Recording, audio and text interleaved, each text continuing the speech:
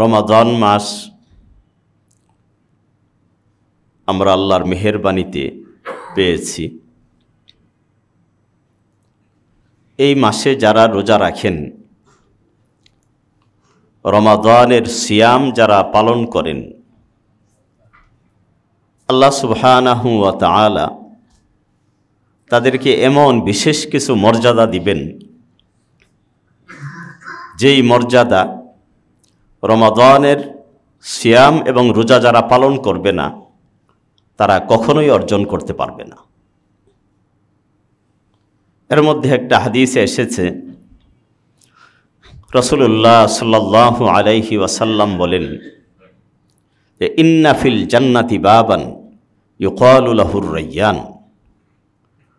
জান্নাতে প্রবেশের যে দরজাগুলো রয়েছে তার মধ্যে একটা দরজা, যেই দরজার নাম হচ্ছে রায়্যান। আল্লাহর হাবিব বলেন, এই দরজা দিয়ে জান্নাতে শুধুমাত্র রোজাদাররাই প্রবেশ করবে, অন্য কোনো ব্যক্তি এই দরজা দিয়ে জান্নাতে প্রবেশ করতে পারবে না। রোজাদারদের জান্নাতে প্রবেশ যখন শেষ, আল্লাহ তাআলা নির্দেশ দিবেন, এই দরজাটা বন্ধ করে দাও। কারণ এই জান্নাতের দরজা এটা বিশেষভাবে আল্লাহ তাআলা সৃষ্টি করেছেন শুধুমাত্র রোজাদারের জন্য। বাকি যে দরজাগুলো আছে, ওই দরজাগুলো দিয়ে যেমন অন্যরা জান্নাতে প্রবেশ করবে, চাইলে রোজাদাররাও প্রবেশ করতে পারবে। বাকি দরজাগুলো সবার জন্য উন্মুক্ত, সকল জান্নাতীর জন্য। কিন্তু রায়্যান নামক যে দরজা, এই দরজাটা শুধুমাত্র রোজাদারের জন্য আল্লাহ তাআলা বরাদ্দ করেছেন।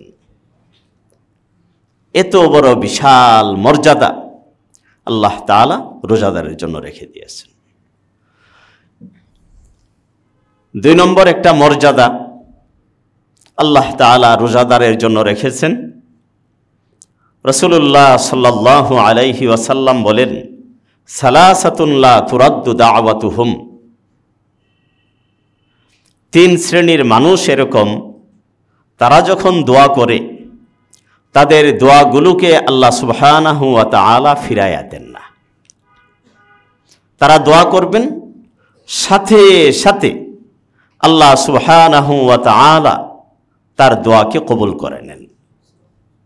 তার মধ্যে এক শ্রেণীর মানুষ, আল্লাহর হাবিব বলেন, আস-সাইম হাত্তা ইফতির, রোজাদার যখন রোজা রাখে, রোজা শুরু করার পর থেকে নিয়ে ইফতার করা পর্যন্ত 13-14 ঘন্টা সময়, জায়গার ভেদে এগুলো কম বেশি হয়।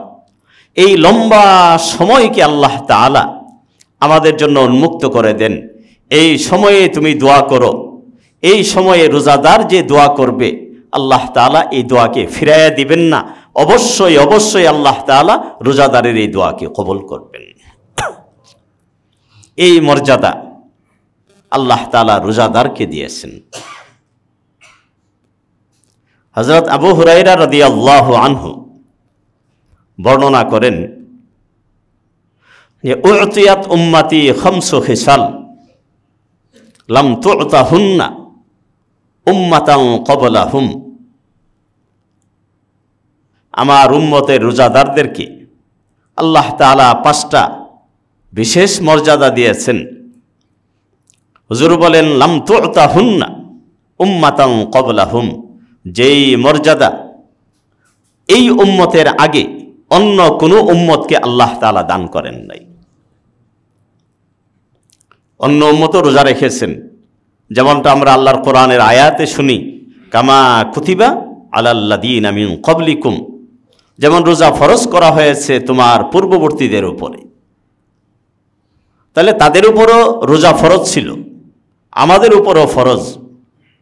কিন্তু তারা রোজা রেখে অনেক মর্যাদা পেয়েছেন, কিন্তু এই উম্মতের জন্য যে 5টা বিশেষ মর্যাদা আল্লাহ তাআলা বরাদ্দ করেছেন, এই মর্যাদা আল্লাহ তাআলা অন্য কোনো উম্মতকে দান করেন। কারণ এই উম্মত শ্রেষ্ঠ উম্মত। উম্মত কাজ করবে কম, আল্লাহর কাছে প্রতিদান পাবে বেশি। অন্যান্য উম্মত 10টা আমল করে যে সওয়াব পেত, আল্লাহ তাআলা এই উম্মতকে এমন মর্যাদা দিয়েছেন, এই উম্মত একটা আমল করে তাদের 10টা আমলের সওয়াব পেয়ে যান। তো আল্লাহর হাবিব বলেন এই 5 বৈশিষ্ট্যের একটা হলো হুলুফু ফামিস সাইমি আতয়াবু ইনদাল্লাহ মির রিহিল মিস্ক। 1 নম্বর হচ্ছে রোজাদার যখন রোজা রাখে তার পাকস্থলী খালি হওয়ার পরে তার মুখ থেকে একটা বিশেষ দুর্গন্ধ বের হয়, যেটাকে আমরা দুর্গন্ধ মনে করি, কিন্তু আল্লাহর হাবিব বলেন রোজাদারের মুখ থেকে যেটাকে দুর্গন্ধের মতো মনে হচ্ছে বের হয়, আতয়াবু ইনদাল্লাহ মির রিহিল মিস্ক, আল্লাহর কাছে মিশকে আম্বরের চেয়ে, মৃগনাবির চেয়ে এই দুর্গন্ধটা অনেক বেশি প্রিয়। আল্লাহ তাআলা এটাকে অনেক বেশি ভালোবাসেন। কেন? কারণ ওই হাদিসে কুদসি আপনাদেরকে গত জুমায় বলেছিলাম, আল্লাহর হাবিব বলেছেন যে আল্লাহ তাআলা ইরশাদ করেন বনি আদমের সমস্ত আমলকে আল্লাহ 10 গুণ বাড়ায়া দেন। আবার মানুষের ইখলাস এবং ত্যাগ কুরবানির ভিত্তিতে সেটাকে বাড়াইতে বাড়াইতে 700 গুণ পর্যন্ত নিয়ে যান। কিন্তু রোজার মধ্যে কতটুকু বাড়বে কতটুকু কমবে আল্লাহ বলেন এগুলোর হিসাবের দরকার নাই। আস-সাওমু লি ওয়া আনা আজজি বিহি, রোজাটা সরাসরি আমি আল্লাহর জন্যে, আর এই রোজার প্রতিদান আমি আল্লাহ নিজ কুদরতি হাত দ্বারা প্রদান করব। তাহলে এই রোজাদারকে আল্লাহ মহব্বত করেন, ভালোবাসেন। আমরা জানি মহব্বতের মানুষ থেকে যদি কোনো দুর্গন্ধ বের হয় এটাকে দুর্গন্ধ মনে হয় না। যেই মা তার সন্তানকে লালন করেন, সন্তান পায়খানা করে দিয়েছে, আশপাশে সবার নাকে গন্ধ লাগে, সবাই নাকে রুমাল দিয়ে চেপে ধরে রাখে। পাশের বাসার ভাবি যে আসছেন উনি তো বাসা থেকে বের হয়ে গেছেন গন্ধে, কিন্তু যার সন্তান সে একবারের জন্য নাকে চাপ দিয়ে ধরে না। কেন? এটা মহব্বত। দেখেন এই সামান্য মহব্বতের কারণে সন্তানের পায়খানার গন্ধ, পেশাবের গন্ধ, আরও এরকম তার কত সমস্যা হয়, মার কাছে এগুলো সমস্যা মনে হয় না। ভালোবাসা এমন জিনিস যে এরকম দুর্গন্ধকে আর দুর্গন্ধ রাখে না। কিন্তু মা তার সন্তানকে যতটুকু ভালোবাসেন, আল্লাহর হাবিব সাল্লাল্লাহু আলাইহি ওয়াসাল্লাম বলেন আল্লাহ তাআলা আমাদেরকে তার চেয়ে 1000 কোটি গুণ বেশি ভালোবাসেন। এই ভালোবাসার বান্দা যখন রোজা রাখেন, রোজা রাখার পরে তার মুখ থেকে গন্ধ বের হয়, আল্লাহর কাছে এটা আর গন্ধ মনে হয় না। আল্লাহ বলেন এটা মিশকে আম্বরের চেয়েও আমার কাছে বেশি প্রিয়। এটার ব্যাখ্যায় মুহাদ্দিসিনদের কেউ কেউ বলেন এটার অর্থ হলো এই, মানুষকে যখন রোজাদারকে কবরে রাখা হবে, হাসরে যখন তার উত্থান হবে, হাসরের ময়দানে লক্ষ কোটি মানুষের মাঝে তিনি উপস্থিত হবেন, আল্লাহ সুবহানাহু ওয়া তাআলা তখন তার মুখ থেকে মিশকে আম্বরের ঘ্রাণ বের করতে থাকবেন। সবাই ঈর্ষা করবে, আফসোস করবে, যারা দুনিয়ার জীবনে শক্তি, সামর্থ্য, সুস্থতা থাকা সত্ত্বেও রোজা রাখে নাই, তারা হাসরের ময়দানে আফসোস করবে। এটা হলো রোজাদারের 1 নম্বর লাভ। 2 নম্বর, রাসূলুল্লাহ সাল্লাল্লাহু আলাইহি ওয়াসাল্লাম বলেন তাস্তাগফিরু লাহুমুল মালাইকা, ফেরেশতারা তার জন্য আল্লাহর কাছে মাগফিরাতের দোয়া করেন, হাত্তা ইফতিরু, যতক্ষণ না সে ইফতার করে। আমি তো সাহারি খেয়ে রোজা রাখা শুরু করেছি। এই হাদিসটা মুসনাদে আহমদে এসেছে যে আমি তো সাহারি খেয়ে রোজা রাখা শুরু করেছি। এরপরে দেখা যায় দুনিয়ার ব্যস্ততা, চাকরি বাকরি, ব্যবসা বাণিজ্য ইত্যাদির কারণে হয়তো অনেকটা সময় জুড়ে আমার আর ভিন্ন ইবাদত করা হয় না। মনে চায় তিলাওয়াত করতে, ব্যস্ততা আমাকে দেয় না। আরও কিছু ইবাদত করতে মনে চায়, ব্যস্ততার কারণে হয় না। এই যে আমার ব্যস্ততার অনেক সময় চলে যায়, এই সময়টা রোজা রাখার পরে বেকার যায় না। আল্লাহ তাআলা ফেরেশতাদেরকে নিয়োগ করেন, আমাদের জন্য লাগায়া দেন যে এই যে বান্দারা রোজা রেখেছে, এখন তোমাদের কাজ হলো তাদের জন্য ইস্তেগফার করো, তাদের জন্য আমি আল্লাহর কাছে ক্ষমা চাও। তখন এই ফেরেশতারা আল্লাহর কাছে ক্ষমা চাইতে থাকেন যে আল্লাহ, যত বান্দা রোজা রেখেছেন, অনাহারে আছেন, ক্ষুধার কষ্ট, তৃষ্ণার কষ্ট, তারপরও খাচ্ছেন না, পান করছেন না, আল্লাহ আপনি এই বান্দাদের গুনাহগুলোকে মাফ করে দেন। এটা হলো 2 নম্বর লাভ। এটা অন্য উম্মত পায় নাই, আল্লাহ তাআলা আমাদেরকে দিয়েছেন।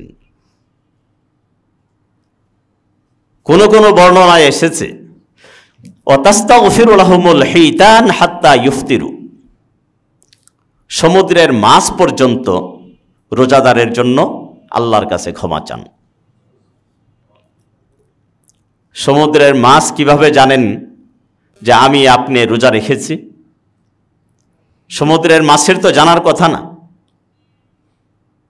আমাদের মাহে রমাদান এসেছে, রোজার সময় এসেছে, আমরা রোজা রাখতে শুরু করেছি, সমুদ্রের মাছ কিভাবে জানবে?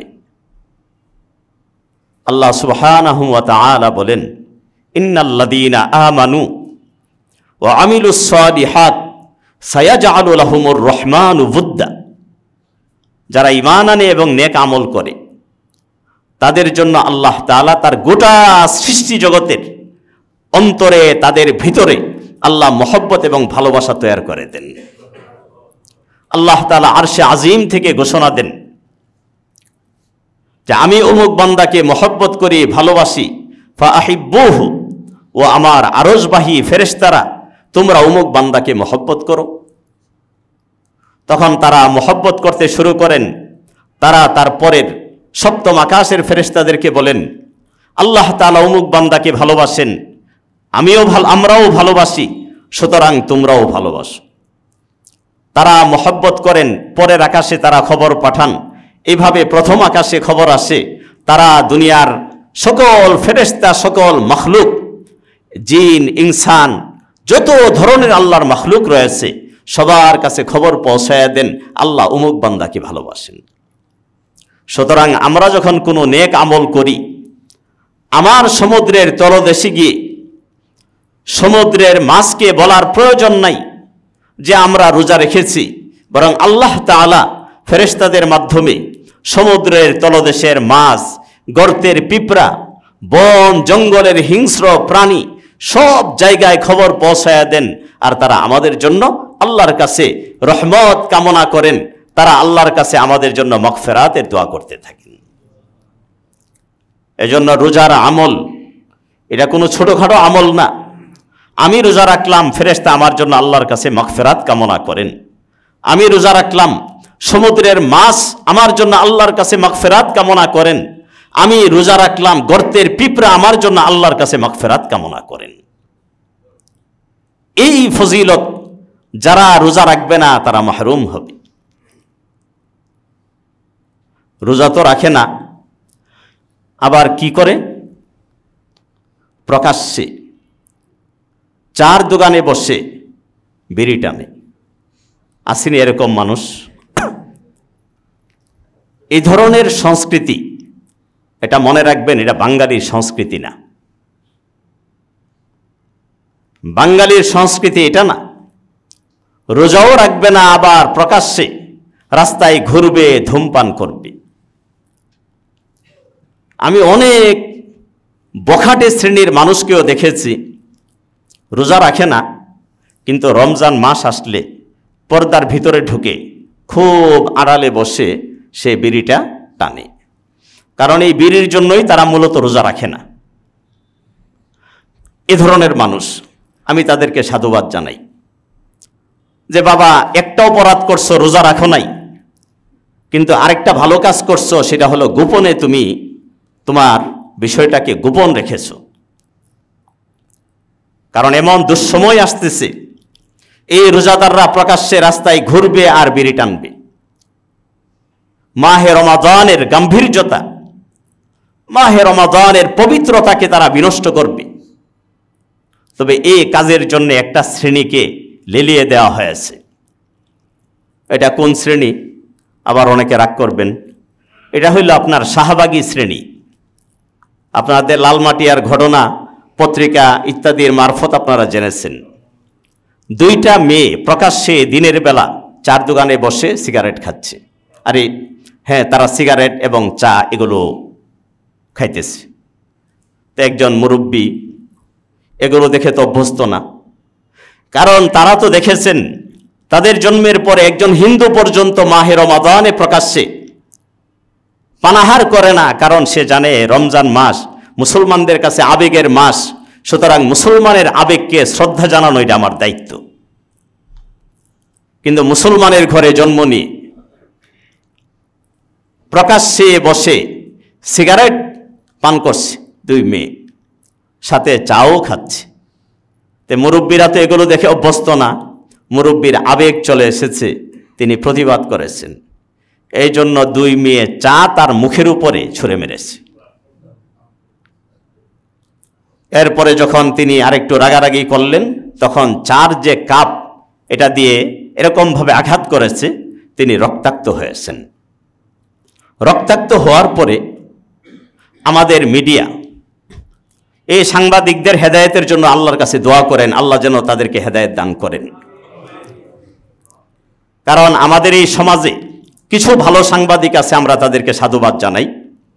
অধিকাংশ সাংবাদিক তারা হলো কুলাঙ্গার শ্রেণীর, তারা চরম ইসলাম বিরোধী এবং মানবতার দুশ্মন। তারা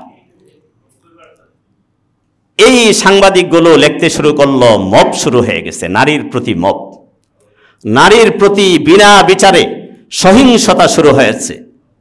এবং এই ধরনের সংবাদে সবার আগে যারা নেতৃত্ব দিয়েছে সেই পত্রিকাটার নাম হলো প্রথম আলো, ডেইলি স্টার। ইংরেজি তো আর আমি পড়ি না, আমি প্রথম আলোটা পড়ি, এটা বললাম দেখি।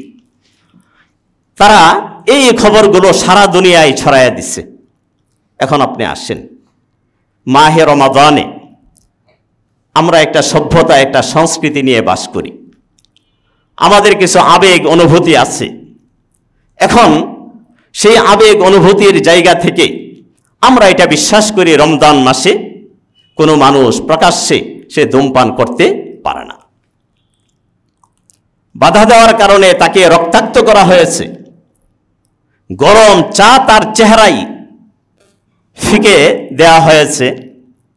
এটা মব হয় নাই, কিন্তু যখন মানুষ একত্রিত হয়ে এই ঘটনার প্রতিবাদ করেছে, এটাকে এখন তারা মব বলে চিহ্নিত করেছে। আমি একজন উপদেষ্টার কথা বলবো, তিনি এনজিও থেকে উপদেষ্টা হয়েছেন। তিনি আবার স্বরাষ্ট্র উপদেষ্টার দায়িত্ব নিজের কাঁধে নিয়ে, ওনার দায়িত্ব হইল বন জঙ্গল নিয়ে, এগুলো নিয়ে উনি কাজ করেন। উনি চলে গেছেন স্বরাষ্ট্রের ভূমিকায়, এটা নিয়ে আমার আপত্তি নাই, কিন্তু তিনি বলেন নারীর প্রতি সহিংসতা এটা বরদাস্ত করা হবে না। আমি ওই উপদেষ্টাকে জিজ্ঞাসা করতে চাই, নারীর প্রতি সহিংসতা যদি বরদাস্ত করা না হয়, ইসলামের বিরুদ্ধে আস্ফালন যদি করা হয়, আমাদের রমজানের পবিত্রতা যদি বিনষ্ট করা হয়, আমরা যারা মুসলমান, আমরা যারা আল্লাহ বিশ্বাস করি, রমাদানে বিশ্বাস করি, রাসূলের তরিকায় বিশ্বাস করি, আমরা কি রমজানের অপবিত্রতা এটাকে বরদাস্ত করব? আমরা তো এটা বরদাস্ত করব না। 2 দিনের বৈরাগী ক্ষমতায় বসছেন, অল্প কিছুদিন থাকবেন, চলে যাবেন, কিন্তু ইসলাম বিরোধী মনোভাবটা 2 দিনের জন্য আপনারা ছাড়তে পারেন নাই। এই ঘটনায় খুব দ্রুত আপনার 2 পক্ষের একটা আপস সমঝোতা আপনার প্রশাসনের মধ্যস্থতাই হয়ে গেছে। এরপরে যেটা হয়েছে, তারা শাহবাগ গিয়েছে, সেখানে গিয়ে দিনের বেলা আগুন জ্বালিয়ে প্রকাশ্যে তারা সেই আগুনে সিগারেট জ্বালিয়ে সিগারেট পান করে তারা প্রতিবাদ জানিয়েছে। আমি বলি, সরকার কি করে এভাবে মুসলমানের ধর্মীয় অনুভূতিতে তারা প্রকাশ্যে আঘাত করবে? এই 12-14টা শাহবাগী আর সরকার অসহায়ের মতো এই দৃশ্য দেখবে, এরকম দুর্বল সরকার এদেশের জনগণ দেখতে চায় না। আপনারা চান? আমরা এটা চাই না।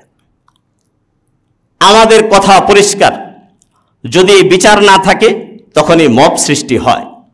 আপনারা বিচার করুন, এই শাহবাগীদেরকে গ্রেফতার করুন, যারা প্রকাশ্যে দিনের বেলা সিগারেট পান করে রমজানের পবিত্রতাকে বিনষ্ট করেছে, আমাদের ধর্মীয় অনুভূতিতে আঘাত করেছে। আগে তাদেরকে গ্রেফতার করে বিচারের ব্যবস্থা করুন।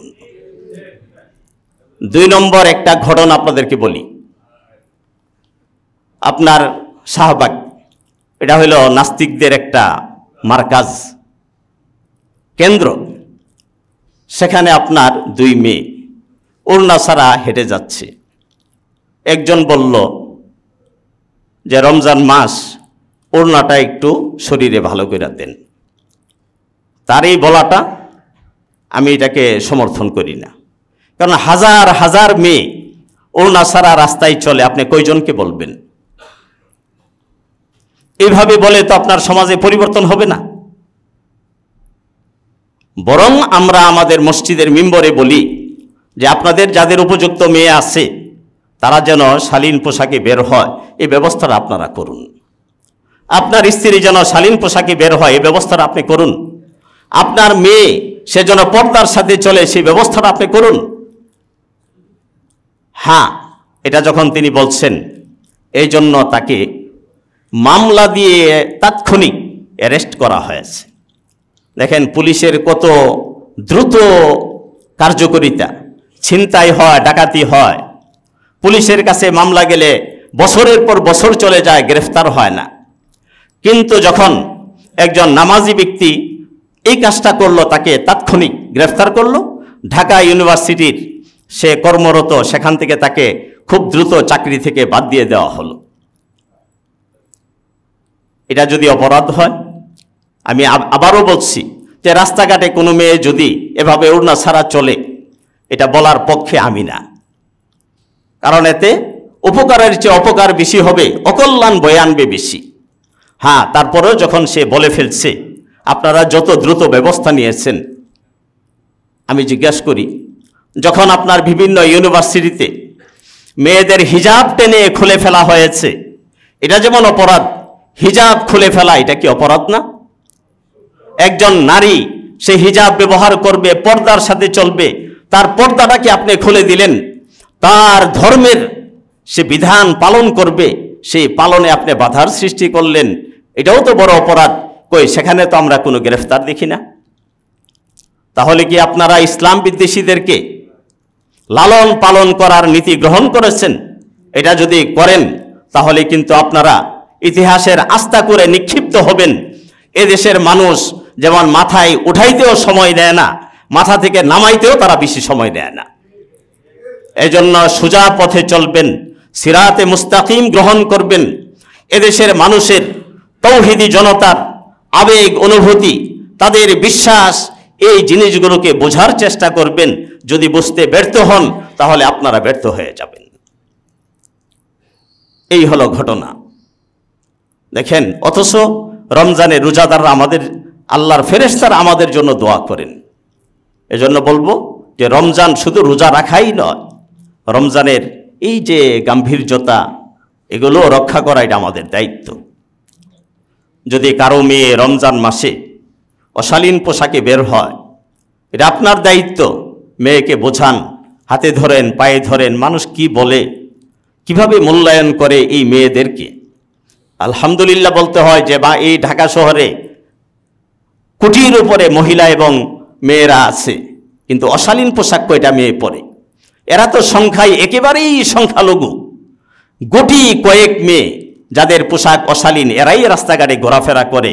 আলহামদুলিল্লাহ এখনো পর্যন্ত আমাদের সংখ্যাগরিষ্ঠ মা বোনেরা তারা শালীন পোশাকে অভ্যস্ত।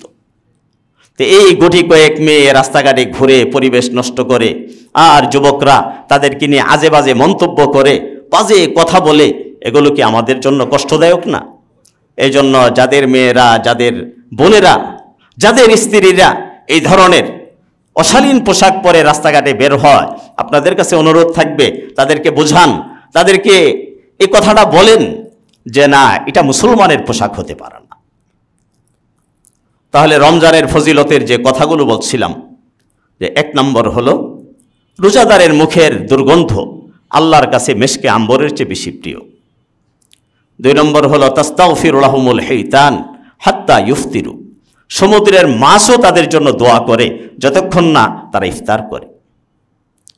3 নম্বর, আল্লাহর হাবিব সাল্লাল্লাহু আলাইহি ওয়াসাল্লাম বলেন, ওয়ায়ুযায়্যিনুল্লাহু কুল্লা ইয়াউমিন জান্নাতা সুম্মা ইয়াকুল, এরপরে আল্লাহ তাআলা এই রোজাদারের জন্য জান্নাতকে প্রতিদিন সাজাইতে থাকেন। আমরা যে মৃত্যুর পরে আলমে বরজাখে থাকব, কবরের জীবন হবে, তারপরে হাসরও হবে, তারপরে আমরা জান্নাতে যাব, সেই জান্নাতে আমরা যে যাব সেই প্রস্তুতি আল্লাহ তাআলা আমাদের রোজার দিন থেকেই শুরু করেন। আমরা যখন রোজা রাখতে শুরু করি, আল্লাহ জান্নাতকে সাজাইতে শুরু করেন। তারপরে আল্লাহ তাআলা জান্নাতকে বলেন, দেখো এই বান্দারা আমার কাছে আসবে, দুনিয়াতে অনেক কষ্ট করেছে, যারা এসে তারা সুসজ্জিত এক মনোরম জান্নাত পায়, শান্তির জান্নাত, নিয়ামতের জান্নাত যেন তারা অর্জন করে, এই ব্যবস্থাটা যেন হয়, এজন্য জান্নাতকে আল্লাহ তাআলা প্রতিদিন সাজাবেন। 4 নম্বর,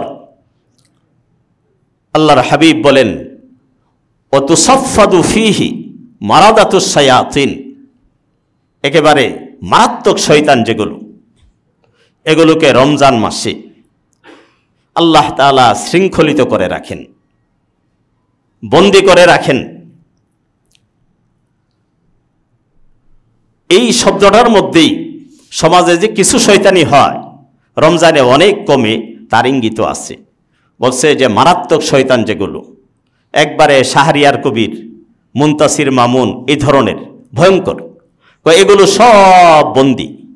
আর ওই যে অদ্রিতা রায়, অঞ্জনা রায়ের মেয়ে, আপনার 21 টেলিভিশনের এক সাংবাদিকের মেয়ে এই দুর্ঘটনা ঘটাইছে লালমাটিয়ায়। সে আনন্দবাজার পত্রিকার বাংলাদেশের প্রতিনিধি, তারা আসলে সরকারকে ব্যর্থ করতে চায়, সরকারের বিরুদ্ধে গভীর ষড়যন্ত্রের অংশ এগুলো। এই শয়তানগুলো আবার একটু ছাড়া থাকে। আল্লাহর হাবিব বলেন, বড় বড় শয়তানকে আটকায় রাখা হবে, তবে ছোট শয়তানগুলো সমাজে বিচরণ করবে। এজন্য বড় শয়তানের তৎপরতা যেহেতু বন্ধ থাকে, এজন্য সমাজে অনাচার অবিচার কিছু কম থাকে। ছোট শয়তানগুলো যেহেতু কিছুটা কার্যকর থাকে, তারা এরকম ছোটখাটো কিছু অপরাধ মাহে রমাদানেও ঘটায়। তবে যদি মুসলমান সচেতন থাকে, সতর্ক থাকে, এই ছোট শয়তানগুলো সমাজে কোনো ধরনের অনাচার করতে পারবে না, অবিচার করতে পারবে না, এবং এই সমাজে, মুসলমানের এই সমাজে তাদের কোনো ঠাঁই হবে না।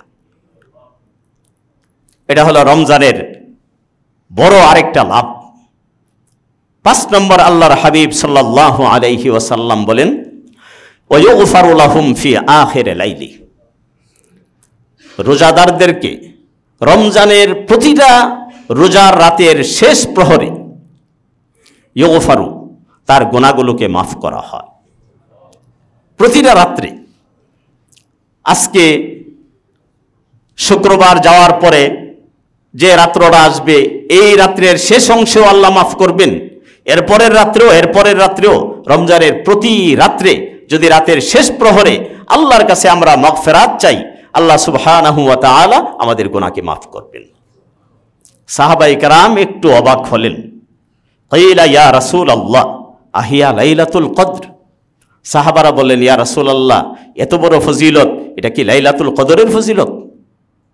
আল্লাহর হাবিব বললেন, না, আমি লাইলাতুল কদরের ফজিলতের কথা বলছি না, আমি বলছি ওয়ালাকিন্নাল আমিল ইন্নামা ইউওয়াফা আজরা ইযা কাযা আমালা, বান্দা যখন আমল করে, শ্রমিক যখন তার শ্রম দেয়, তাহলে তাকে যেমন পারিশ্রমিক দেওয়া দায়িত্ব, বান্দা যেহেতু রাতের শেষ প্রহরে রোজা রাখার পরেও শরীরের ক্লান্তি সবকিছু দূর করে রাতের শেষ প্রহরে সে যখন আমি আল্লাহর কাছে ক্ষমা চাইল, এত বড় নেক আমল সে সম্পাদন করলো, আমি আল্লাহর জিম্মাদারি হলো তার গুনাহগুলোকে মাফ করে দেওয়া। এজন্য রমজানে বেশি বেশি আল্লাহর কাছে নিজের গুনার জন্য মাগফিরাত, ক্ষমা চাওয়া, এটা আমাদের দায়িত্ব। এই 5টা ফজিলত আল্লাহ তাআলা এই উম্মতকে দান করেছেন। আর একটা বিষয় মনে রাখবেন, আল্লাহর হাবিব বলেন আস-সাওমু জুন্নাহ মা লাম ইয়াখরিকহা, সুনানুন নাসাইর হাদিস। হযরত আবু উবাইদা রাদিয়াল্লাহু আনহু বলেন, আমি আল্লাহর রাসূল থেকে সরাসরি শুনেছি, হুজুর বলেন আস-সাওমু জুন্নাহ, রোজা এটা জাহান্নামের ঢাল, জাহান্নাম থেকে বাঁচানোর জন্য রক্ষা কবচ হবে। মা লাম ইয়াখরিকহা, তবে ঢাল এটা যদি ভেঙে যায়, ফেটে যায়, তাহলে এটা তো আমাকে রক্ষা করবে না। হুজুর বলেন এই রোজাকে যদি আমরা না ভেঙে ফেলি, না ফাটাইয়া ফেলি, তাহলে রোজা আমাদের জন্য জাহান্নাম থেকে বাঁচানোর ঢাল হবে। রোজা কিভাবে ফেটে যায়, ভেঙে যায় তো আমরা জানি, যদি পানাহার করে, নিষিদ্ধ যে কাজগুলো, এগুলো করলে রোজা ভেঙে যায়। তবে কিছু আমল আছে খুব গুপ্ত ঘাতকের মতো, এই কাজগুলো আমাদের রোজাকে খুব দুর্বল বানায় দেয়। এই কাজগুলোর একটা হলো, রোজা রাখলাম, নজরের হেফাজত করলাম না। এজন্য রোজা রাখার পরে আমার বড় দায়িত্ব হবে নজরের হেফাজত করা। কারণ হাদিসে আসছে যে আন নাজরাতু সাহমুম মাসমুম মিন সিহামি ইবলিস, কুদৃষ্টি এটা হলো ইবলিসের এক বিষাক্ত তীর।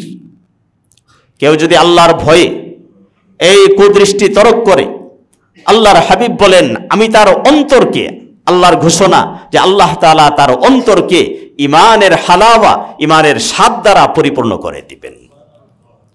তাহলে নজরের হেফাজত করা। 2 নম্বর হলো জুবানের হেফাজত করা, যেন রোজা অবস্থায় গীবত না হয়, কাউকে গালি না দেওয়া হয়, চুগলখড়ি করা না হয়, এ কাজগুলো করা। 3 নম্বর হলো কানের হেফাজত করা। যুবক ভাইদেরকে বলবো যে রমজানে রোজা রাখছেন আর যদি বসে বসে গান শুনেন, তাহলে তো কানের হেফাজত হয় নাই। যে রোজা অবস্থায় আমার কানে যেন কোনো গুনাহের আওয়াজ প্রবেশ না করে। 1 মাস ট্রেনিং দেন, এরপরে দেখবেন রমজানের পরে আর গান শুনতে মনে চাইবে না। আল্লাহর কোরআনের তিলাওয়াত গানের চেয়ে বেশি মজা লাগবে, মজাই তো দরকার। তাহলে আমি যদি আল্লাহর কোরআনের তিলাওয়াত শুনে মজা পাই, আমার তো গান শোনার কোনো প্রয়োজন নেই। 1 মাস এটা হলো ট্রেনিংয়ের মাস। আপনার কানের হেফাজত করবেন, কারণ আল্লাহ তাআলা কিয়ামতের দিন জিজ্ঞেস করবেন ইন্নাস সামআ ওয়াল বাসার ওয়াল ফুআদ কুল্লু উলাইকা কানা আনহু মাসউলা। আমার কান, আমার চোখ, আমার নাক, আমার অঙ্গ প্রত্যঙ্গ কোন কাজে আমি ব্যবহার করলাম, আমার অন্তঃকরণকে কোন কাজে ব্যবহার করলাম, আল্লাহ তাআলা এগুলো আমাকে জিজ্ঞেস করবেন। তারপরে নিজের অন্যান্য অঙ্গ প্রত্যঙ্গ, হাত পা, এগুলোর হেফাজত করা। আমি তো রোজা রাখলাম, মুখ দিয়ে ভিতরে কিছু ঢুকাই নাই, কিন্তু হাত দ্বারা গুনাহ করলাম, পা দ্বারা গুনাহ করলাম, তাহলে আমার রোজাটা যদিও ভাঙবে না কিন্তু ফেটে যাবে। এটা আর জাহান্নাম থেকে আমার রক্ষা কবচ হবে না। এজন্য এই কাজগুলো মাহে রমাদানে যদি আমরা এগুলো থেকে বাঁচতে না পারি, তাহলে আমার রোজাটা পুরা কার্যকর থাকবে না। এজন্য রোজা রেখে জুবানের হেফাজত করা, চোখের হেফাজত করা, কানের হেফাজত করা, অঙ্গ প্রত্যঙ্গের হেফাজত করা, এগুলো আমাদের একটা বড় দায়িত্ব। এই কাজগুলো আমরা করব। আর যে আমলগুলো আমরা বেশি বেশি করার চেষ্টা করব, মাহে রমাদানে বেশি বেশি কালিমায়ে শাহাদত পড়ব। আশহাদু আল্লা ইলাহা ইল্লাল্লাহ, লা ইলাহা ইল্লাল্লাহ, এটাও কালিমায়ে শাহাদা। আমরা এই কালিমায়ে শাহাদা, কালিমায়ে তয়্যিবা বেশি বেশি পড়ব। বেশি বেশি ইস্তিগফার আল্লাহর কাছে করবো, আস্তাগফিরুল্লাহ আস্তাগফিরুল্লাহ রব্বি। রাস্তায় হাঁটতে থাকবো আর ইস্তিগফার করতে থাকবো। এই 2টা কাজ, এটা হাদিসে আসছে। কোরআন নাজিলের মাস মাহে রমাদানে আল্লাহর হাবিব কোরআন বেশি তিলাওয়াত করতেন। আমরাও মাহে রমাদানে আল্লাহর কোরআনের তিলাওয়াত বেশি করব। এবং যে সমস্ত ভাইয়েরা 8 রাকাত তারাবি পড়েন, বেশি করলে তো তারাবি না পড়া বাসায় ঘুমাই থাকবেন, তো এর চেয়ে তো 8 রাকাত পড়েন। কিন্তু বিবেককে একটু জিজ্ঞেস করেন যে আরে ভাই, যে সুন্দর তিলাওয়াত হয় আমাদের মসজিদে, আমি তো একেবারে মুগ্ধ হয়ে গেছি যে আমাদের 3 হাফেজ এত সুন্দর করে আল্লাহর কোরআনের তিলাওয়াত করেন। বাসায় গিয়ে ঘুমাইলে এই তিলাওয়াত শোনার সুযোগটা কি আপনি পাবেন? আপনি তো এটা থেকে মাহরুম হয়ে গেলেন। মাহে রমাদানে আপনি আরো 12 রাকাত অতিরিক্ত নামাজ পড়ার সুযোগ পাইলেন। সাহাবায়ে কেরামের আমল, যেটাকে প্রমাণ করে যুগ যুগ ধরে প্রায় 1400 বছরের উপরে মসজিদে হারাম, মসজিদে নববীতে আমল চলে এসেছে। তো আপনি এটা থেকে মাহরুম কেন হবেন? আরো 12 রাকাত পড়েন, আরেকটু কোরআনের তিলাওয়াত শুনেন, আরেকটু রুকু সেজদা করেন, তাসবিহ তাহলিল আদায় করেন। এই ফজিলত থেকে মাহরুম হওয়ার কোনো প্রয়োজন নেই। আপনাদের কাছে অনুরোধ থাকবে, আল্লাহ এখন সুস্থতা দিছেন, যৌবন দিছেন, ইবাদত করার মতো শক্তি দিছেন, এখন ইবাদত করেন। এরপরে যখন পারবেন না তখন একটু কমায়া পড়েন। বুড়া হয়ে গেছেন, এখন দাঁড়াইতে পারেন না, বসতে পারেন না, তখন আপনি নফল সুন্নত নামাজ আপনি যদি একটু কম পড়েন তখন পড়েন। আপনি যুবক, আপনি কেন বের হয়ে যাবেন? এই জন্য অনুরোধ থাকবে রমজান মাস যে আল্লাহর কোরআন আমরা তো সহিভাবে পড়তে পারি না, হাফেজরা আমাদেরকে কত সুন্দর করে, আমাদের এখানে তারাবির একটা বড় বৈশিষ্ট্য, একটু সময় বেশি লাগে, বেশি লাগলেও একটা শব্দ অস্পষ্টভাবে আমাদের হাফেজরা পড়েন না, একটা শব্দ না, খুব ধীরস্থিরভাবে পড়েন। তো এই তিলাওয়াত আপনি কোথায় পাবেন? এই জন্য আপনাদের কাছে অনুরোধ থাকবে যে আপনারা আল্লাহর ওয়াস্তে চেষ্টা করেন 20 রাকাত তারাবি মসজিদে আপনার জামাতের সাথে আদায় করার। আল্লাহ সুবহানাহু ওয়া তাআলা আমাদেরকে তৌফিক দান করুন, আমিন।